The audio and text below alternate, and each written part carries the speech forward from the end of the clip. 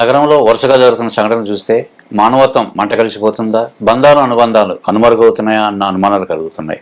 నిన్నటికి మొన్న చూస్తే సరూర్ నగర్లో భార్యని అత్యంత కిరాతకంగా హత్య చేసి ముక్కలు ముక్కలుగా నరికి చెరువులో పడేసిన ఘటన జరిగింది. అంతకుముందు చూస్తే కాప్రాలో కడుపుతో ఉన్న భార్యని దారుణంగా హతమార్చాడు. గర్భిణి అన్న ఆలోచనలో లేకుండా ఆమె పైన కూర్చొని గొంతు నురిమి మరీ చంపడం జరిగింది. అంతకుముందు కేర్ హాస్పిటల్లో పనిచేస్తున్నటువంటి నర్సుని ప్రేమించి పెళ్లి చేసుకొని ఆమెను కూడా ముక్కలు ముక్కలుగా నరికి ఫ్రిడ్జ్లో పెట్టి వారం రోజుల పాటు నగరంలోని వేరు వేరు ప్రాంతాల్లో జల్లుకుంటూ వచ్చాడు. ఇలాంటి ఘటనలు వరుసగా జరుగుతున్నాయి. దీనికి కారణం ఏంటి అంటే మారుతున్న సమాజమా, లేక వాట్సాప్ సోషల్ మీడియా వంటి ప్రభావం ఎక్కువ కనిపిస్తుందా, లేదంటే సినిమాలో ఉన్నటువంటి హింసలు వీళ్ళకి ప్రేరణగా మిగులుతున్నాయా?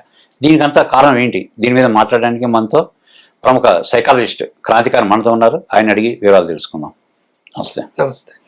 వరుసగా చూస్తున్నాం ఘటనలు ఒకరి తర్వాత ఒకటి, మానవత్వం లేకుండా అత్యంత దారుణంగా కిరాతకంగా భార్యని హతమారుస్తున్నారు. బంధుత్వాన్ని చూడడం లేదు, దారుణమైన ఘటన ఉన్నాయి. దీనికి కారణం ఏంటి? యాక్చువల్గా అన్రెస్ట్ అనేది పెరిగిందండి. అన్రెస్ట్ పెరగడం అయితే అసంతృప్తి బాగా పెరగడం.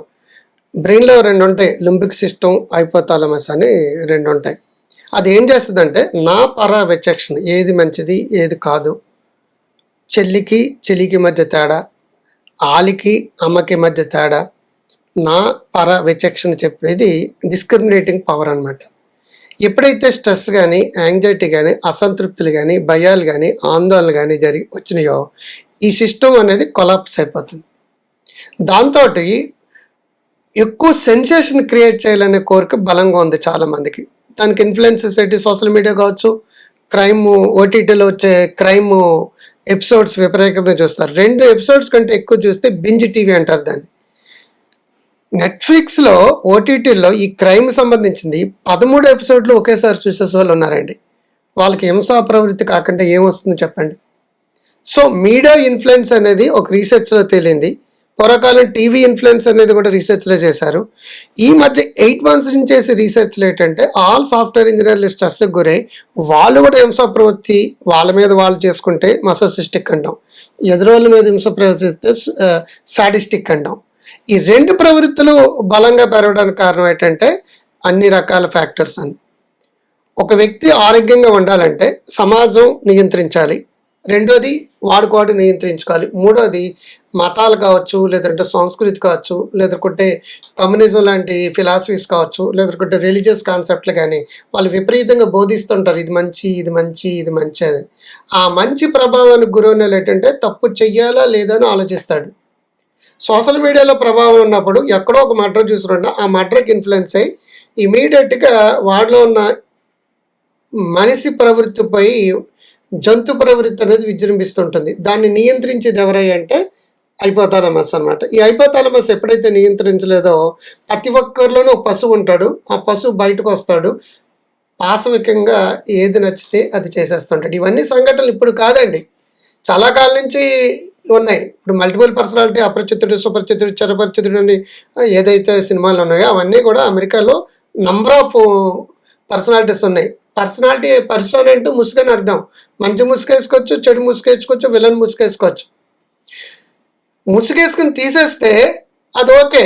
ఇది ముసుగేసుకుని ఆ ముసుగులోనే ప్రవేశించి అదే నిజమని భ్రమించి చేస్తే డెల్యూజనల్ డిజార్డర్స్ అంటారు.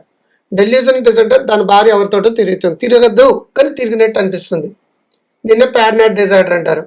ఎవడో నన్ను చంపడానికి ట్రై చేస్తున్నాడు, లేదంటే నా పాల్లో విషం పెట్టడానికి ట్రై చేస్తున్నాడు, నేను స్నానం చేస్తుంటే వీడియో పెట్టాడని చెప్పేసి అనుకున్న వెంటనే ఇమీడియట్గా వాడి మీద విపరీతమైన ద్వేషభావం వచ్చి వాడిని తిరిగి చంపేస్తారండి, హాని చేస్తారు, లేదంటే కింద కాలు పెట్టి లాగేస్తారు. సో డెల్యూజనల్ డిజార్డర్స్లో కానీ, స్కిజో యాక్టివ్ డిజార్డర్లో కానీ, స్కిజో టైపల్ పర్సనాలిటీలో కానీ, ఈ పారనాయిడ్ డిజార్డర్స్లో కానీ, మల్టిపుల్ పర్సనాలిటీలో కానీ ఆ ప్రవృత్తి మానవ ప్రవృత్తిపై జంతు ప్రవృత్తితోటి వాడు వెళ్ళి పాశవిక ఆనందాన్ని పొందుతుంటాడు. ఈ హత్యలో అంటే భార్య భర్తను చంపడం, భర్త భార్యను చంపడం అనేది ఇప్పటి నుంచి కాదు, దాదాపు దశాబ్దాల తరబడి మనం చూస్తున్నాం. కాకపోతే ఏంటంటే గతంలో జరిగిన హత్యలకి ఇప్పుడు జరుగుతున్న హత్యలకి స్పష్టమైన ఇది మార్పు కనిపిస్తుంది. ఏంటంటే గతంలో హత్య చేసి వదిలేశారు. ఇప్పుడు అలా కాకుండా ఒక భార్యని కానీ భర్తని కానీ ముక్కలుగా నరపడం, అతను తీసుకెళ్లి ఫ్రిడ్జ్లో పెట్టడం, తల తీసుకెళ్లి ఏదో సరూనగర్ చెరువు పక్కన పడేయడం, ఇలాంటివన్నీ చాలా దారుణమైన ఘటనలు, మనసును కలిచివేసే ఘటనలు. అసలు ఏంటి, ఎందువల్ల ఇంత దారుణం అంటే చలనచిత్రాలు, సోషల్ మీడియా ప్రభావం? ఎస్. ఇప్పుడు ఒక చోట ఒక వింతగా విచిత్రంగా జరిగింది అనుకోండి, అంతకంటే వింతగా విచిత్రంగా చేసినప్పుడు కొన్ని కెమికల్స్ రిలీజ్ అవుతాయి. ఒక ఎపిసోడ్ బాగుంది, డాపమైన్ అనే కెమికల్ రిలీజ్ అవుతుంది, అదే ఎపిసోడ్ అదే విధంగా తీస్తే వాడికి నచ్చదు. ఇంతకంటే హింస, ఇంతకంటే మిస్టరీ, ఇంతకంటే మరొకటి పెట్టి ఓటీటీలో చేసి మనల్ని అట్రాక్ట్ చేస్తున్నారు. అంటే ఏదైనా పని చేసినప్పుడు డాపమైన్ వస్తుంది, ఆ పని రిపీటెడ్గా చేస్తే డాపమైన్ రాదు, ఇంతకంటే డిఫరెంట్గా చేయాలి, అప్పుడు వాడికి ఒక మజా వస్తుంది. ఆ మజా కోసం ఏం చేస్తారంటే ఓటీటీలను చూస్తారు, ఆన్లైన్ గేమ్లు ఆడతారు, బెట్టింగ్ యాప్స్లోకి వెళ్తుంటారు. ఇవన్నీ ఒకే ప్రవృత్తికి సంబంధించింది. ఆన్లైన్ గేమ్లు ఆడడం, బెట్టింగ్ గేమ్స్ ఆడడం, F&O ట్రేడింగ్ చేస్తాం. వాళ్ళు నియంత్రించుకోలేరు, వీళ్ళు అబద్ధాలు ఆశగా చెప్తారు. ఈ యాంటీ సోషల్ పర్సనాలిటీ ఉన్న వాళ్ళు ఏంటంటే విపరీతంగా నేర ప్రవృత్తితో సమాజాన్ని హాని చేసే పద్ధతితో వాడు కోట్లు సంపాదించే పద్ధతి ఉంటుంది. పొలిటీషియన్స్లో కానీ, మతాల సంబంధించిన కొంత ప్రవర్త కానీ, వీళ్ళు అటువంటి వాళ్ళు కాదు. వాళ్ళు ఒక రకమైన యూఫోరియా గురవుతారు. మందు కొట్టుకుంటే నా అంతవాడు లేడన్నట్టుగా ఆ ఫీలింగ్ వచ్చినప్పుడు ఆ తర్వాత వాళ్ళు జీవితాంతం ఆ విషయంలో ఏడుస్తూనే ఉంటారు. ఎందుకంటే వాళ్ళు బై బర్త్ వాళ్ళు ఏమైనా క్రిమినల్స్ కాదు, అది రకరకాల ఇన్ఫ్లుయెన్సెస్. అది ఈ నేర ప్రవృత్తి అనేది న్యూయార్క్ లాంటి సిటీల్లో ఎప్పుడో రీసెర్చ్లు జరిగినాయి. పర్సనల్ ప్లేస్ అని ఒకటి ఉంటుంది. పర్సనల్ ప్లేస్ ఏంటంటే జనాభాపై ఆ యొక్క ఏరియాని చూస్తారు. అది ఎక్కడెక్కడ పర్సనల్ ప్లేస్ తగ్గుతూ వచ్చిందో నేర ప్రవృత్తి అనేది పెరుగుతూ వస్తుంది. ఎందుకంటే ఒకడు గమనించేవాడు ఉండడు కాబట్టి వాడు ఆనందాన్ని ఎలా పొందుతాడు, ఎంత కసిదీరా ఆనందం పొందితే అంత ఆనందం పొందుతాడు. నిజం చెప్పాలంటే వాడు మర్డర్ చేసింది కాదు, బ్రెయిన్లో కొన్ని బ్యాడ్ కెమికల్స్ రిలీజ్ అవ్వడం వల్ల హింసా ప్రవృత్తి అనేది వాడు బ్లడ్లో ఉండదు, అప్పటికప్పుడు డెవలప్ అయింది, ఇన్స్టింక్ట్గా వచ్చిందే తప్పించి మరొకటి కాదు అది. అయితే కొంతమంది నేరస్తులు ఉంటారు, ఆ నేరాల కారణాలు వేరే ఉంటాయి, వాడేం చెడ్డాడు కూడా కాదు. ఒక నేరస్తుడి చేత నేరానికి వెనకాల కారణాన్ని శిక్షించాలని గాంధీ అన్నాడు, వివేకానందుడు అన్నాడు. అందుచేత ఏంటంటే డిస్క్రిమినేషన్ లేకపోవడం కారణం అంటే బ్రెయిన్లో వాళ్ళకున్న నియంత్రణ స్వభావం లేకపోవడం. నియంత్రణ కావాలంటే మెడిటేషన్లు, యోగాలు, లేదంటే ఎథిక్స్ సంబంధించిన మారల్ వాల్యూస్ పుస్తకాలు చదువుకోవడం, ఏదో ఒక సిద్ధాంతం, అది కమ్యూనిజం కావచ్చు, ఎథిజం కావచ్చు, మతాలు కావచ్చు, నమ్మినప్పుడు ఏమవుతుందంటే ఆ సిద్ధాంతం కూడా వెళ్ళి మంచి దోవ వెళ్ళేటట్టు చేస్తుంది. దానికంటే ప్రధానమైనది డిజిటల్ ఫాస్టింగ్ చేయాలి. ఎక్కువగా మొబైల్ కానీ మరొకటి కానీ ఎంత అవసరం, ఉప్పు ఎంత వాడుతున్నామో అంతకంటే వాడేవంటే 2 గంటలు దాటి ఎవరైనా చూసారంటే ఈ బికమ్ ఏ విలన్ ఫ్యూచర్లో. ఫోర్నోగ్రఫీకి అడిక్ట్ అయిపోవచ్చు. 5వ తరగతి పిల్లలు కూడా ఫోర్నోగ్రఫీ అడిక్ట్ అవుతున్నారు. ఈ రోజు కాకపోతే రేపైనా వాళ్ళు ఏదో ఒక నేర ప్రవృత్తిలో వాళ్ళు ఇన్వాల్వ్ అయి తీరుతారు. అమ్మాయిలు ఒకప్పుడు అబ్బాయిలు అంటేనే దొంగచాటుగా ఫోర్నోగ్రఫీ చూస్తారు, అదేమి లేదు. అది ఒక పాప పద్ధతి క్లిక్ చేస్తారు, ఆటోమేటిక్గా అడిక్ట్ అవుతారు. డెఫినెట్గా ఈనాడు కాకపోతే రేపు ఇంకో దాంట్లో వాళ్ళు ఇన్వాల్వ్ అయి తీరుతారు. సో చూసింది చెయ్యాలనిపిస్తుంది. సేయింగ్ ఈజ్ బిలీవింగ్ అంటారు, బట్ మనం డూయింగ్ ఈజ్ బిలీవింగ్ అయింది. చూసి నమ్మడం కాదు, ఇప్పుడు చేసి నమ్ముతున్నారు. ఈ ప్రవృత్తి పోవాలంటే ఏం చేయాలి? ఒకటి ఎథిక్స్, మారల్ వాల్యూస్ సమాజంలో మీలాంటి మీడియా వాళ్ళు ఎక్కువ ఇంపాక్ట్ చేయాలి. ఒక నెగిటివ్ పాయింట్ ఒకటిసారి జరిగితే ఒక్కొక్కటి 100 సార్లు 1000 సార్లు టీవీలో చూపిస్తున్నారండి. అది ఇన్ఫ్లుయెన్స్ చేస్తుంది, ట్రిగ్గర్ చేస్తుంది. గతంలో పోలిస్తే మనకి సమిష్టి హిందూ కుటుంబాలు ఉండేవి. అందులో అమ్మ, నాన్న, తాత, కొడుకు, అల్లుడు, అదంతా ఒక సమిష్టిగా ఉండేవారు. ఏదో ఒక సమస్య వచ్చినప్పుడు ఒకరికొకరు మాట్లాడుకోవడం ద్వారా సమస్యలు పరిష్కారం అయ్యేవి. ఇప్పుడు కేవలం ఒంటరి కుటుంబాలు అయిపోయాయి. భార్య, భర్త ఉంటే ఒక కూతురు బయటికి పోతారు, భార్య, భర్త ఇంట్లో ఉంటారు. అది కూడా నేరాలకు కారణం అవుతుందా? అంటే ఇప్పుడు ఒంటరితనం అనే దాని మీద ఈ మధ్యకాలంలో అత్యంత ఎక్కువ రీసెర్చ్, అది ఇంక్లూడింగ్ WHO కూడా రీసెర్చ్ చేసింది. ఒంటరితనంగా ఉంటే డిప్రెసివ్ మూడ్ వస్తుందండి. 67% హార్ట్ అటాక్లు పెరుగుతుంది. 19 సిగరెట్లు తాగితే ఎంత బ్యాడో ఒంటరితనంగా ఉన్నవాడు అంత బాడీలో బ్యాడ్ కెమికల్స్ రిలీజ్ అవుతాయి. ఒంటరితనం నేను ఎప్పుడు అంటుంటాను, ఇంటర్నెట్లో ఒంటరితనం ఉంటే ఇంటర్నెట్లో కూర్చుంటే తొంటర్నెట్ వస్తుందని. Right. వంటర్నెట్, ఇంటర్నెట్, తొంటర్నెట్ automatic become a villain in future. అంతే. అసలు తప్పించుకోవడం ఛాన్స్ లేదు. అక్కడే గంజా ఎక్కడ దొరుకుతుందో వాడు సెర్చ్ చేస్తున్నాడు, అక్కడే ఏ సబ్స్టెన్స్ తోటి వాడితే మొత్తం వస్తుందో చెక్ చేస్తున్నాడు, అక్కడే ఈ దొంగ స్పై కెమెరా ఎలా పెట్టాలో చెక్ చేస్తున్నాడు. అది పెద్ద పెద్ద వాళ్ళు చెక్ చేసేది కాదండి, చిన్న పిల్లలు, టీనేజ్ పిల్లలు ఈనాడు విపరీతంగా ఎడిక్ట్ అయిపోయారు. అమ్మ సాఫ్ట్వేర్ ఇంజనీర్, నాన్న సాఫ్ట్వేర్ ఇంజనీర్, వీడు గూగుల్లో రెడీ గూగుల్ అంటే గూగుల్ ఓపెన్ చేస్తున్న డోర్ అండి, గూగుల్ నాకు పలానది కావాలంటే చెప్తుందండి, అన్ని గూగులే చేస్తుంది, వీడికి బాడీకి పని ఏమి లేదు. దాంతో ఏమైపోతుందండి, వినాశకారే విపరీత బుద్ధి, అతి అనర్థ హేతువు. ఏ టెక్నాలజీ అయినా అవసరార్థం వాడాలి, అబ్యూజ్ అయిపోయింది. సో జాయింట్ కుటుంబ వ్యవస్థ ఉన్నప్పుడు ఏంటంటే ఏదైనా కష్టం వచ్చినప్పుడు అమ్మమ్మ దగ్గరికి వెళ్తే నేను ఉన్నాను రా, నేను చూసుకుంటాను అనేది. ఇప్పుడు ఎవరు లేరు, ఒంటరితనం పెరిగిపోయింది. మొగుడికి ఒంటరితనమే, పిల్లలకి ఒంటరితనమే, పిల్లలకి ఒంటరితనమే. ఒంటరితనం ఉన్న దగ్గర తొంటరితనం పెరిగిపోతుంది. ఇప్పుడు సాధారణంగా కరోనా వచ్చిన తర్వాత జీవన స్థితిగతులు చాలా వరకు మారాయి. ప్రతి ఒక్కరి మీద ఒత్తిడి పెరిగింది. అటు ఉద్యోగాలు కావచ్చు, వ్యాపారాలు కావచ్చు, వృత్తి కావచ్చు, ఎవరైనా సరే. ఇలాంటి ఒత్తిడి పెరగడం వల్ల ఆ కారణాల వల్ల కూడా వీళ్ళు నేర ప్రవృత్తి పెరగడం, పక్కన వాళ్ళ మీద అనుమానాలు పడడం, ఎదురుని చంపితే ఎలా ఉంటుంది, హత్య చేస్తే ఎలా ఉంటుంది, నరికితే ఎలా ఉంటుంది అన్న భావజాలం పెరుగుతుంది అనేది ఒక వాదన వినిపిస్తుంది. అది ఎంతవరకు కరెక్ట్? అంటే ఇప్పుడు ఇందాక చెప్పిన హైపోథాలమస్ లింబిక్ సిస్టమ్ అనేది ఒత్తిడికి ప్రభావం అయితేనే హైపోథాలమస్ డిస్క్రిమినేషన్ పవర్ తగ్గిస్తుందండి. అమ్మకి ఆలికి మధ్య డిస్క్రిమినేషన్ చెప్పేది హైపోథాలమసే. ఇది అమ్మ ఎలా టచ్ చేయాలి, ఇది భార్య ఇంకో రకంగా టచ్ చేయాలి, ఇది చెల్లి ఎలా టచ్ చేయాలి, చెల్లి స్పర్శలో తేడా. ఎస్, ఆ స్పర్శలో డిస్క్రిమినేట్ చేసేది. ఎప్పుడైతే నువ్వు స్ట్రెస్కి యాంగ్జైటీ గురో ఆ డిస్క్రిమినేషన్ ఆపేస్తుందండి అది. దాంతో తల్లి మీద ఆలి లాంటి కోరికలు పడుతున్నాయి, చెల్లి మీద చెల్లి లాంటి కోరికలు పడుతున్నాయి. స్ట్రెస్ ఎక్కడైతే పెరిగిందో 191% శారీరక జబ్బులు వస్తున్నాయండి, 191% ఎడిక్షన్స్ పెరుగుతున్నాయండి. రెండోది ఇల్లీగల్ కాంటాక్ట్స్, అడల్టరీ అంటాం, వివాహేతర సంబంధాలు, మనశ్శాంతి కరువైపోయింది. ఎక్కడ ప్లెజర్ దొరుకుతుందని చూస్తున్నారు, అది పిజ్జా రూపంలో దొరుకుతున్న స్విగ్గీలో ఆర్డర్ పెట్టుకుంటున్నారు, 7 నిమిషాల్లో డెలివరీ చేస్తుంది. అది 7 ఏళ్ళు వాడి వయసుని తగ్గించేస్తుంది అది. సో 2 hours దాటిగానే నువ్వు మొబైల్లో కానీ మరొకటి కానీ ఉంటే ప్రతి గంటకి నీ ఆయుర్దాయం తగ్గుతూ ఉంటుంది. స్ట్రెస్ పెరిగిందంటే ఇట్ కిల్స్ యూ. పూర్వకాలం stress is a silent killer అనేవారు. Now it is stress is a violent killer. నైట్కి నైట్ జుట్టు ఊడిపోతుంది, నైట్కి నైట్ బాల్ రేట్ వచ్చేది, నైట్కి నైట్ హార్ట్ అటాక్ వస్తుంది. హార్ట్ అటాక్ రావడానికి కారణం హార్ట్ అటాక్ కాదండి, హార్ట్ అటాక్. ఇది కొడుతుంది, ఇక్కడ ఆలోచనలో మార్పులు వచ్చేస్తాయి ఆటోమేటిక్గా. బీపీలు, షుగర్లు, డయాబెటీస్లు, సెక్స్ ప్రాబ్లమ్స్, ఎడిక్షన్స్. ముఖ్యంగా ఎడిక్షన్స్ చూడండి, ప్రతి ఇంట్లోనే ఒక ఎడిక్టెడ్ ఉన్నాడు. అంటే అది గంజాయి అడిక్షన్ అవ్వాలని రేలేదు. బింజ్ టీవీ కావచ్చు, బింజ్ ఫుడ్ కావచ్చు, అవసరాన్ని మించి తింటే బింజ్ ఈటింగ్ అంటాం. ఎమోషనల్ ఈటింగ్, మనసు బాగాలేనప్పుడు ఫ్రిడ్జ్ ఓపెన్ చేస్తాడు, నోట్లో ఒకటి వేసుకుంటాడు, ముందు ఒకటి వస్తుంది, వెనకాల 2 వస్తాయి, అంతే అయిపోయింది. ఇక నుంచి వాడు అడ్వర్టైజ్మెంట్ అందంగా ఉన్న అమ్మాయిలుగా మారడం వల్ల, అబ్బాయిలుగా మారడం వల్ల అని వాడు గూగుల్లో సెర్చ్ చేస్తుంటాడు.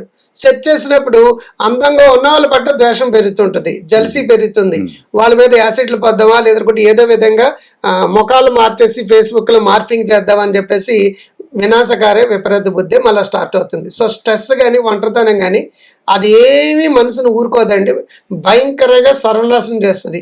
వ్యక్తిని సర్వనాశనం చేస్తుంది, కుటుంబాన్ని సర్వనాశనం చేస్తుంది, వ్యవస్థను సర్వనాశనం చేస్తుంది, టోటల్ అందరినీ సర్వనాశనం చేస్తుంది. అది ఉందని గమనించి దానికి తగినట్టుగా సరైన పద్ధతులు ఆహార, విహార, విచార, వ్యవహార అంటారు. ఈ 4 మార్పు వచ్చినాయి అంటే ఆ మనిషి వస్తుంది. సో ఎటువంటి ఆలోచనలో అటువంటి మాటలు, ఎటువంటి మాటలో అటువంటి చేతలు, ఎటువంటి చేతలు అటువంటి అలవాట్లు, ఎటువంటి అలవాట్లు అటువంటి వ్యక్తిత్వం, ఎటువంటి వ్యక్తిత్వం అటువంటి భవిష్యత్తు. ఎక్కడి నుంచి స్టార్ట్ చేయాలి? థాట్ నుంచి స్టార్ట్ చేయాలి. తర్వాత ఇప్పుడు నేర ప్రవృత్తికి పాల్పడేవాడు, అంటే మర్డర్ కానీ, అత్యాచారం కానీ, ఏదేదో రకరకాల నేరాలు ఉన్నాయి. ఆ నేరాలకు పాల్పడేవాడు వ్యక్తిలో గత కొంతకాలం నుంచి మార్పులు స్పష్టంగా కనిపిస్తాయంటారు. ఉదాహరణకి ఇప్పుడు మనం చూసుకుంటే మీతో మాట్లాడింది ఏదైతే సరూర్ నగర్ కావచ్చు, లేదంటే కేర్ హాస్పిటల్ నర్స్ కావచ్చు, లేదంటే మన కాపులో జరిగిన ఘటన కావచ్చు. ఇంతకుముందు వీళ్ళు భార్యలు ఎవరైతే ఉన్నారో ఆల్రెడీ పోలీసులను కూడా అప్రోచ్ అవ్వడం జరిగింది, పెద్దల మధ్య కూడా కూర్చోవడం జరిగింది. అంటే భర్తలో మార్పు కనిపిస్తుంది, ప్రమాదం ఆయన దగ్గర ఉందని చెప్తున్నారు. అలాంటి గుర్తించినప్పుడు మనం ఏమైనా అతన్ని కంట్రోల్ చేయడానికి ఎలాంటి మార్గాలు ఉన్నాయి ఏంటి? యాక్చువల్గా షీ టీమ్స్కి నేను హైదరాబాద్లో నేను ట్రైనింగ్ ఇచ్చాను. చాలా షీ టీమ్స్కి, భరోసా షీ టీమ్స్, సఖీ సెంటర్లకి, వికారాబాద్ కానీ ఇక్కడ కానీ. ఇక్కడికి రోజు వందల కుటుంబాలు వస్తాయి కొట్టుకోవడం. ఒకసారి అయితే వికారాబాద్లో ఇలాగా 8 ఏళ్ళు 10 ఏళ్ళ నుంచి ఇలా గొడవలు పెట్టుకున్న కేసులన్నిటి సుమారు ఒక 15-20 మందిని మళ్ళీ రీమ్యారేజ్ నేను కౌన్సిలింగ్ ఇచ్చి చేయించామండి. అప్పుడు ఐజీ డిఏజీలు ఇచ్చి చేశారు. అది ఇలాగా ఒకరి మీద ఒకరు గొడవలు పెట్టుకోవడాలు, ద్వేషభావం, లేదంటే ఆడపడుచులు, అత్తగారులు, ఇలాంటి గొడవలు అనేవి సాధారణంగా ముందు నుంచే సిమ్టమ్స్ స్టార్ట్ అవుతాయి. సిమ్టమ్స్ స్టార్ట్ అయినప్పుడు ఏంటంటే సైకాలజీకి సంబంధించిన ఏ విషయం ఉన్నా సరే సోషల్ స్టిగ్మా ఉంటుంది. తలనొప్పి వచ్చింది అనుకోండి, ఆ డాక్టర్ దగ్గరికి వెళ్ళి బాగా తగ్గింది, నువ్వే వెళ్ళని చెప్తాం. డెలివరీ అయింది అనుకోండి, ఆవిడ అస్తవాసం మంచిది, మీరు కూడా అక్కడికి వెళ్ళండి అని చెప్తాం. సైకాలజీలో ఏంటంటే ప్రాబ్లం వచ్చిందని ఒప్పుకోం, వచ్చినా సరే చెప్పం. ఎస్, దానివల్ల విశృంఖలత్వం పెరిగింది. అబ్నార్మాలిటీని ఐడెంటిఫై చేసి సరైన ట్రీట్మెంట్లు, సరైన థెరపీలు, సరైన కౌన్సిలింగ్లు చేస్తే ఆ వ్యక్తి మర్డరర్ అవ్వడు. వాడి జీవితం పోయింది. మర్డరర్ అయినట్టు వెధవ అని చూస్తున్నాం. నిజం చెప్పాలంటే వాడు కూడా బాధితుడే. కానీ ప్రజా సంఘాలు అలా పరిస్థితి కల్పించింది. ఎస్, ప్రజా సంఘాలు అలా ఉన్నావు. ఎవరు మర్డర్ చేశాడు ఆడు వెధవ అన్నట్టుగా చూపిస్తుంది.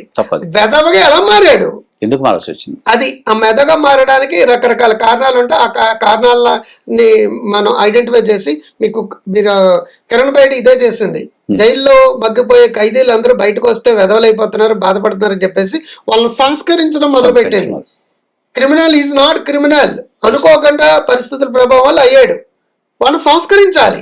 అందరూ పుట్టినప్పుడు క్రిమినల్స్ కాదు, నాట్ బై బర్త్. పరిస్థితులు కల్పిస్తాయి. సో వాడికి psychological problems, mental health problems, mental related disorders వల్ల నేరానికి పాల్పోతాడు. కాబట్టి ఆ జబ్బు ముందే గుర్తించి ట్రీట్మెంట్ ఇచ్చి, థెరపీ ఇచ్చి, కౌన్సిలింగ్ ఇస్తే ఏ వ్యక్తి కూడా మర్డరర్ కాడండి అసలు. సో దాంట్లో పర్సనాలిటీ డిజార్డర్స్ అని అంటాం. హిస్ట్రియానిక్ పర్సనాలిటీ అని, మసోసిస్టిక్ పర్సనాలిటీ, రకరకాలు ఉంటాయి. ఆ పర్సనాలిటీ డిజార్డర్స్ ఉన్నప్పుడు ఐడెంటిఫై చేయాలి. జబ్బులు ఉంటే ట్రీట్మెంట్ ఇవ్వాలి. అప్పుడు ఈవిడ సేఫ్ కొంటారు, అతను సేఫ్ కొంటాడు, అతను జైలుకే వెళ్ళక్కర్లేదు. మనకి ఏ జ్వరం వస్తే ఒక డాక్టర్ దగ్గరికి వెళ్తాం, మెడికల్ షాప్కి వెళ్తాం, ఏదైనా ఇంకొద్దిగా పెద్దది వస్తే మంచి స్పెషలిస్ట్ దగ్గరికి వెళ్తాం. కానీ మానసికంగా బాధపడేవాడు ఎక్కడికి వెళ్ళాలి? అందుబాటులో ఎవరికి మీలాంటి సైకాలజిస్టులు కానీ సైకియాట్రిస్టులు కానీ అందుబాటులో ఉండడం లేదు. దీనికి కారణం ఏంటంటే ప్రభుత్వం చర్యలు తీసుకోవాలా, లేదంటే సమాజంలో మార్పులు రావాలా?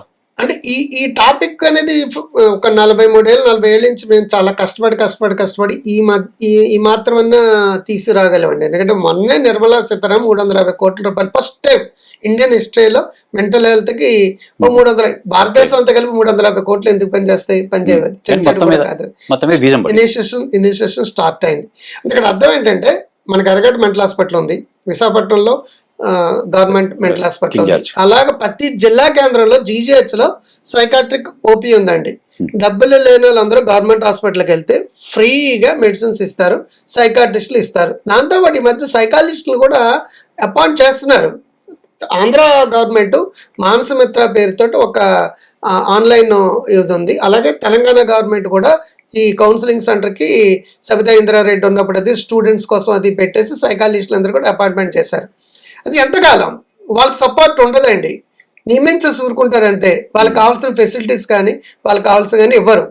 సైకలాజికల్ ప్రాబ్లమ్స్ వల్ల హార్ట్ అటాక్లు వస్తాయంటే ఎవరో ఒప్పుకోరు, హార్ట్ అటాక్ డాక్టర్ దగ్గరికి వెళ్తారు. మైగ్రేన్ అటాక్ వస్తుందంటే అది ఒప్పుకోరు, మైగ్రేన్ దగ్గరికి వెళ్తారు. ఆఖరికి PCOD పాలిసిస్టిక్ ఓవరియన్ డిజార్డర్ అని లేడీస్కి వచ్చే ప్రాబ్లం ఉందంటే ఒప్పుకోరు. 191% శారీరక జబ్బులు మానసిక సమస్యల వల్ల వస్తాయి. అది ఎలిమినేట్ అయిపోతే అందరూ ఆరోగ్యంగా ఉంటారు. కక్క మొక్క లగ్గ పెగ్గ తింటే ఆరోగ్యం కాదండి. నవ్వుతూ హాయిగా ఆనందంగా ఉండగలగాలి. ఆ నవ్వు మిస్ అయిపోయారు కదండి, చాలా డబ్బు సంపాదించారు అందరూ కూడా ఈ 10 ఏళ్లలో. ఇక్కడ మీరు చెప్పినట్టు గుండెపోటు వస్తే హార్ట్ స్పెషలిస్ట్ దగ్గరికి వెళ్తున్నారు, జలుబు వస్తే ఇంకో డాక్టర్ దగ్గరికి వెళ్తున్నారు. కానీ మానసిక వ్యాధి వచ్చినప్పుడు ఫలానా సైకియాట్రిస్ట్ కానీ సైకాలజిస్ట్ కానీ ఎవరైనా వాళ్ళు చైతన్యపరచాల్సిన పరిస్థితి ఎలా ఉంటుంది? ఎవరు చేయాలి అది వాళ్ళకి? అంటే ఇప్పుడు గవర్నమెంట్లు అయితే సరిగ్గా చేయలేదు. ప్రైవేట్ మాలాటోలే గత 83-84 నుంచి మేమే కాంకరంగా పెట్టుకుని పుస్తకాలు రాసి, పత్రికల్లో ఆర్టికల్ రాసి, మీ సైకాలజీ ఆఫీసర్కల్ లాంటి పత్రికలు రన్ చేసాం. ఇప్పుడు అవన్నీ కూడా క్లోజ్ అయిపోయినట్టు ఎవరు కూడా పత్రికలు చదివలేరు. ఈ మధ్య కాలంలో గవర్నమెంట్ కొంచెం ఇనిషియేటివ్ తీసుకుంది. ముఖ్యంగా అంతకంటే ముందు కర్ణాటక గవర్నమెంట్ అన్ని స్కూల్లో ఒక్కొక్క సైకాలజిస్టు పెట్టడం మొదలుపెట్టింది. అది మన దాంట్లో కూడా పెట్టాలని రూల్ ఉంది, కానీ ఎక్కడ అది జరగడం లేదు. బికాజ్ ఏంటంటే పట్టించుకోరు. అయితే నవోదయ స్కూల్లో ఒక 4-5 years క్రితం ఒక 40 మంది సైకాలజిస్ట్ని ఆంధ్ర తెలంగాణలో అపాయింట్ చేశారంటే స్టార్ట్ అయిందండి. అది start ఇప్పుడే అది స్టార్ట్ అయింది, ఇంకా బాగా పెరుగుతుంది. అంతకంటే ఇంపార్టెంట్ అంటే ఇండివిజువల్స్ చాలా మంది బాగా ప్రాపగండా చేయడాలు, యూట్యూబ్లు కావచ్చు, పత్రికలు కావచ్చు, మీలాంటి మీడియా వాళ్ళు కావచ్చు, సైకాలజీ ఇంపార్టెన్స్ గుర్తు చేస్తున్నారు. సోషల్ స్టిగ్మా ఎక్కువ, సైకాలజిస్ట్ అంటేనే సోషల్ స్టిగ్మా. అంతెందుకంటే అమెరికాలో సైకలాజికల్ ప్రాబ్లమ్స్ వస్తే ఇండియాలో ఉన్న మమ్మల్ని కౌన్సిల్ తీసుకుంటారు థెరపీలు, అక్కడ తీసుకోరు. ఎందుకంటే ఇన్సూరెన్స్ లో వాళ్ళ పేరు వచ్చేస్తుందండి అక్కడ. వన్స్ వచ్చిందంటే వాడు వెర్టికల్ గ్రోత్ ఉండదు, అంటే ప్రమోషన్ వైస్ ప్రెసిడెంట్ కావాల్సిన అవ్వడు. అందుచేత భయపడి ఇండియా వచ్చి ఇండియా నుంచి పట్టుకెళ్ళడం, లేదంటే ఇండియాలో కౌన్సిల్ తీసుకుని ఆన్లైన్ జరుగుతుంది. నాకు 80 దేశాల్లో ఉన్నారండి క్లయింట్స్, వాళ్ళందరూ అక్కడ తీసుకోరు, వాళ్ళకి ఫ్రీ అది అక్కడ, అది ఫ్రీ. ఈ ఒక్క విషయంలోనే సోషల్ స్టిగ్మా ఉంటుంది. మీకు ఎక్కడే కాదు, మీకు చిన్న విషయానికి 16 ఏళ్ళు దాటిందంటే మా అమ్మ నన్ను ఏదో చేస్తుంది, 13 ఏళ్ళు టీనేజ్ అమ్మాయిలు మా అమ్మ నన్ను ఏదో చేత కాప్స్ను ఫోన్ చేసి పిలిచేస్తున్నారు యూఎస్లో. పిల్లలకి తల్లిదండ్రులు భయపడే పొజిషన్ యూఎస్లో ఉంది. అటువంటి పొజిషన్ ఇండియాలో కూడా వచ్చేసిందండి. ఇప్పుడు కూడా తల్లిదండ్రుల మీద కంప్లైంట్ ఇస్తున్నారు. ఇప్పుడు కుటుంబ సభ్యులు, భర్త కావచ్చు, భార్య కావచ్చు, కొడుకు కావచ్చు, కూతురు కావచ్చు, ఎవరైనా కొద్దిగా అతిగా వ్యవహరిస్తున్నారు, వీళ్ళు నేర ప్రవృత్తి పట్ల మొగ్గు చూపే పరిస్థితులు ఉన్నాయి అన్నప్పుడు జనరల్గా ఏం చేస్తున్నారంటే వాడిని తీసుకుని పోలీస్ స్టేషన్కి తీసుకెళ్ళడం, పోలీస్ స్టేషన్ తీసుకున్న తర్వాత పోలీసులు వాళ్ళ తరహాలో బెదిరించడం, హెచ్చరించడం, దాంతో ఇంకా అతను క్రిమినాలజీ ఇంకా పెరుగుతుంది. మరి దీన్ని నివారించడం ఎలాగా? అంటే యాక్చువల్గా ఏంటంటే అది ఎందుకు అలా జరిగింది అనేది సైకో డయాగ్నోస్టిక్ అంటాం. ఒక వ్యక్తి ఒక మానసిక ప్రవృత్తి సరిగ్గా లేదు, క్రిమినాలిటీ వచ్చిందంటే క్రిమినల్ యాంగిల్లో ఫస్ట్ వాడిని చూడకూడదు. వాడు పుట్టి పెరిగిన వాతావరణం, అమ్మ నాన్నలు, మేనరక, అటు తల్లిదండ్రులు ఇటు తల్లిదండ్రులు, బ్యాక్గ్రౌండ్ అంతా ఒక 3 జనరేషన్స్ మేము అనాలిసిస్, దానికి ఒక ఫ్యామిలీ ట్రీ ఉంటుంది, అదంతా అనాలిసిస్ చేసిన తర్వాత ఇతని ప్రాబ్లం ఇది అని చెప్పేసి ఫస్ట్ పేరెంటింగ్కి గైడెన్స్ ఇస్తాం. మీ అబ్బాయికి మీ అమ్మాయికి ఈ ప్రాబ్లం ఉంది, మీరు ఇలా ఉండండి అని చెప్తాం. అలా ఉన్నప్పుడు మోస్ట్ ఆఫ్ కేసెస్లో తల్లిదండ్రులే మంచి డాక్టర్లు అయిపోతారు. కానీ అక్కడ అలా జరగనప్పుడు ఏమవుతుంది అంటే వీళ్ళు ఏదైనా తప్పు చేశారు, దొంగతనం చేశాడంటే దొంగ కాదు, దొంగతనం చెయ్యాలనే కోరిక క్లిప్టోమాని అంటారు.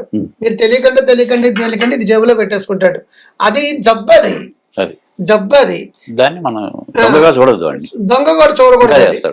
అది ఇంకా చేస్తాడండి. నువ్వు దొంగ అంటే ఎవరికి నచ్చుతుందండి ఈ కాలంలో, ఇంకా దొంగతనం చేయాలి. నువ్వు దొంగంటావో చంద్రముఖిలాగా అయిపోతారు వాళ్ళందరూ కూడా. సో అపరిచితుడు, సుపరిచితుడు, రాము, రెమో, అది కూడా పర్సనాలిటీ ట్రైట్సే. నాగవల్లిలు కానీ చంద్రముఖులు కానీ అవి కూడా పర్సనాలిటీ ట్రైట్సే. ఈ మధ్యకాలంలో మలయాళం సినిమాలు అన్నీ కూడా సైకాలజీని ఇతివృత్తంగా తీసుకుని ఎక్కువ సినిమాలు వాళ్ళు వస్తున్నాయి. అంటే సైకాలజీని ఏదో విధంగా మీడియా ప్రపకంగా చేస్తుంది, కానీ సైకాలజిస్టుల దగ్గరికి వెళ్ళరు, సైకాట్రిస్టుల దగ్గరికి వెళ్ళరు. ఎందుకు వెళ్ళరు అంటే పరుగు పోతుందని. పరుగు పోవడం అంటే మర్డర్ అయ్యాక పరుగు పోతే పర్లేదా, సూసైడ్ చేసుకుంటే పరుగు పోయినా పర్లేదా? సూసైడ్ చేసుకోకముందు చెప్తే అదంతే పెట్టేస్తారు. సూసైడ్ చేసుకుంటే మాకు చెప్పచ్చు కదా, మేము ఉన్నాం కదా అని చెప్పేసి తల్లిదండ్రులు 2 నాలుకలు ఉంటాయండి. నాకు బాగాలేదు మనసు అంటే నీకు ఒళ్ళు కొవ్వెక్కింది, మీ నాన్న ఎంత కష్టపడుతున్నాడో తెలుసా అంటారు. అది అదే నిజంగా సూసైడ్ చేసుకుంటే మేము ఉన్నాం కదరా, మాకు చెప్పొచ్చు కదరా, అదేదో మాకు చెప్పినా ఆ భారం దించుతాం కదా అంటారు. ప్రతి వీధిలోని గంజాయి పేషెంట్లు ఉన్నారండి, ప్రతి వీధిలోని ఫోర్నోగ్రఫీకి అడిక్టెడ్. ఆల్ ఐటీ ప్రొఫెషనల్స్ లో నేను ట్రీట్మెంట్ ఇచ్చులో ప్రతి 2-3 ఒకరిద్దరు మీకు ఫోర్నోగ్రఫీకి అడిక్ట్ అయిన ఆన్లైన్ బెట్టింగ్ లాంటి ఇవన్నీ ఎప్పుడు వచ్చినాయండి? 2020 కరోనా తర్వాత వచ్చినాయి. కరోనా అంటూ ఇది మొదలుపెట్టారు వాళ్ళు. తర్వాత ఇలాంటి నేరాలు, హింస ప్రవృత్తి తగ్గాలంటే ప్రాథమికంగా ఎలాంటి సూచనలు మీరు సైకియాట్రిస్టులు ఇస్తారు? ఒకటి బేసిక్ ఏంటంటే హెల్త్, వెల్నెస్ రావాలంటే ప్రైమరీ ప్రిన్సిపల్స్ కొన్నాయి. ఒకటి మానసికమైన, శారీరకమైన ఆరోగ్యం కోసం బేసిక్ ప్రిన్సిపల్స్ ఎప్పుడు మారవండి. ప్రాపర్ డైట్ కావాలి, ప్రాపర్ రెస్ట్ కావాలి, డిజిటల్ ఫాస్టింగ్ అనేది కావాలి. ఎంత అవసరం అంతకు మించి సెల్ ఫోన్ చూడకూడదండి. దాని నుంచి బ్లూ రేస్ వస్తాయి, హాస్పిటల్లో యాక్టివేట్ అయిపోతుంది. దాని తర్వాత రాత్రులు సరిగ్గా నిద్ర పట్టదు కాబట్టి ఒకసారి మాస్టర్బేషన్ చేసేవాడు మల్టిపుల్ టైమ్స్ మాస్టర్బేషన్ చేస్తాడు. మాస్టర్బేషన్ సరిగ్గా కోరిక పుట్టబోతాడు, ఫోర్నోగ్రఫీ చూస్తాడు. ఇక ముందు ఫోర్నోగ్రఫీ చూస్తాను కానీ వీడికి మాస్టర్బేషన్ అవ్వదు, అది అలవాటు అయిపోతాడు. అలాగా ప్రతిదీ సరదాగా స్టార్ట్ చేసిన కూడా అలవాటు అయిపోతారు. కాబట్టి ప్రాపర్ డైట్ అండి. డైట్లో ఫ్రూట్స్ ఉండాలి, నట్స్ ఉండాలి, సీడ్స్ ఉండాలి, ఆకుకూరలు, వెల్ బ్యాలెన్స్డ్ డైట్, సమీకృత ఆహారం అంటాం, అది ఉండాలి. రెండోది ఫిజికల్ యాక్టివిటీ కంపల్సరీగా ఉండాలండి. రోజుకి 10,000 అడుగులు నడవగలగాలి, యోగా కావచ్చు, జిమ్ కావచ్చు, ఏదో ఒకటి. నెంబర్ 2 ఏంటంటే రోజుకి 25 నిమిషాలు ఎండ బాడీకి తగలాలండి. విటమిన్ డి తగ్గిందంటే డిప్రెషన్ వస్తుంది, థైరాయిడ్ వస్తుంది, డయాబెటీస్ వస్తుంది, జుట్టు ఊడిపోతుందండి. కానీ వీడు జుట్టు ఊడిపోతే జుట్టు డాక్టర్ దగ్గరికి వెళ్తాడు, థైరాయిడ్ ప్రాబ్లం వస్తే థైరాయిడ్ డాక్టర్ దగ్గరికి వెళ్తాడు, డయాబెటీస్ వస్తే డయాబెటీస్ దగ్గరికి వెళ్తాడు. అసలు కారణం వేరు. ఫ్రీ, సూర్యుడు ఫ్రీ. 25 నిమిషాలు ఎట్లాగ వెళ్తే వాడు ముఖం రగ్గు రుచి నవనవలాడుతూ ఉంటాయి. నాకు 60 ఏళ్ళు, మీకు కూడా దగ్గర అదే ఉంటుంది. ఇప్పుడు నేను కుర్రకారుగా ఉంటాను, నెలకో దేశం తిరిగి వస్తున్నాను, కత్తిలాగా ఉంటానంటే అర్థం ఏంటంటే మన అలవాటులను బట్టే మన జీవితం ఉంటుంది. మన ఆలోచనలు మంచిగా ఉండాలి. యద్భావం తద్భవతి, యథా మనసు తదా జీవితము, యథా మనసు తదా శరీరము. మంచి ఆలోచనలు ఉండాలి, మంచి భోజనం ఉండాలి, శరీరానికి ఎక్సర్సైజ్, కనెక్టెడ్నెస్ కావాలంటే రిలేషన్షిప్ మేనేజ్మెంట్ అంటారు. బంధాలు, అనుబంధాలు. వారానికి ఒకసారైనా సరే అమ్మమ్మకో, నాయనమ్మకో, మేనత్తకో, మేనమ్మకో, చిన్నాన్నకో, పెద్దమ్మకో 2 minutes అన్న ఫోన్ చేసి మాట్లాడితే ఎంత దూరంగా ఉండి పల్లెటూరులో ఉన్న సరే బంధాలు, అనుబంధాలు దొరుకుతాయి. ఇటు చచ్చిపోవాలనిపించదు, వాళ్ళు కూడా నా మేనల్లుడు ఫోన్ చేశాడు హైదరాబాద్ నుంచి అని చెప్పేసి మనకి లాగుతుంది. అనుభూతులు, ఆనందాలు, సంతోషం. సో ఫీలింగ్ గుడ్ ఫ్యాక్ట్ అంటుందండి. ఫస్ట్ నేను చాలా బాగున్నానని ఫీల్ అవ్వాలి. నాకు అన్ని కష్టాలే వచ్చినాయి భగవంతుడా అన్నారంటే ఇలాగైపోతాం. ఫీలింగ్ గుడ్ అంటే 3 ఉంటాయి. Looking good, feeling good, being good. Looking good అంటే సౌందర్యాలు ఉన్నంతలో బాగుండాలి, బాగా కనపడాలి, అద్దంలో చూసినా ఐ లవ్ యూ రాజా అనుకోవాలి. నెంబర్ 2 ఫీలింగ్ గుడ్ అంటే ఆనందలాయర్ అంటాం. కష్టమైనా, నష్టమైనా, బాధమైనా, ఎదురు దెబ్బైనా, ఎదురు తిట్టినా సరే మన మంచిగా జరిగింది ఏదో జరిగింది. లాస్ట్ బీయింగ్ గుడ్ అన్నింటికంటే గొప్పదన్నమాట. బీయింగ్ గుడ్ అంటే ప్రేమలాయర్ అని అర్థం. అందరినీ ప్రేమించాలి, సమదృష్టితో చూడాలి. అంతేగాని నేనే బాగుండాలని ఎప్పుడైతే అనుకున్నా ఎదురు నొక్కాలనే ప్రయత్నం స్టార్ట్ అవుతుంది. ఈగో ఐ తీసేసకండి. ఇల్నెస్ కదా, ఐ అంటే నేను. ఐ బదులు ఊయి పెట్టండి, ఏమైంది? అది వెల్నెస్ అయిందండి. ఇల్నెస్ లో ఐ తీసేస్తామంటే ఈగో తీసేస్తే వీ పెడితే వెల్నెస్ అయిందండి. ఐ అంటే ఇది తీసుకొచ్చి ఇక్కడ పెడితే జీరో. ఆ జీరోయే కాదు, ఇంకో మాట అనొచ్చు, సంపూర్ణం అంటే అది కంప్లీట్నెస్. వి అనే భావంలోనే సమాజం అంతా బాగుంటుంది. ఇంకా క్రైమ్ ఉండదండి, ఏముండదు. అందరూ ఒకటే, నువ్వు నేను ఒకటే, నాకు నువ్వు, నీకు నేను, ఒకరికొకరు నువ్వు నేను అని భావం వచ్చినప్పుడు అసలు క్రైమ్ రేటు సగం తగ్గిపోతాయి. పోలీసులు కొడితేనే తిడితే అది నటనండి, ఆ టెంపరీగా మాంతాడు. ఎందుకంటే పెద్ద క్రైమ్ చేయడం వల్ల ఆలోచిస్తాడు వాడు. ప్రముఖ సైకాలజిస్ట్ డాక్టర్ క్రాంతి గారు చెప్పిన వివరాలను బట్టి చూస్తే ఎవరు కూడా పుట్టుకతో క్రిమినల్స్ కాదు, పరిస్థితుల వల్ల వాళ్ళు అలాగ మారుతారు. అదేవిధంగా ఆహారపు అలవాట్లు మారాలి, ఒకరితో ఒకరికి బంధాలు, బంధవ్యాలు పెరగాలి, అందరితో పరిచయంగా ఉండాలి, అందరూ బాగుండాలి, అందరూ మనం ఉండాలి అన్న రీతిలో ఉన్నప్పుడు ఇలాంటి నేరాలు తగ్గే అవకాశం కల్పిస్తుందని క్రాంతి గారు చెప్తున్నారు. Thank you. నమస్తే.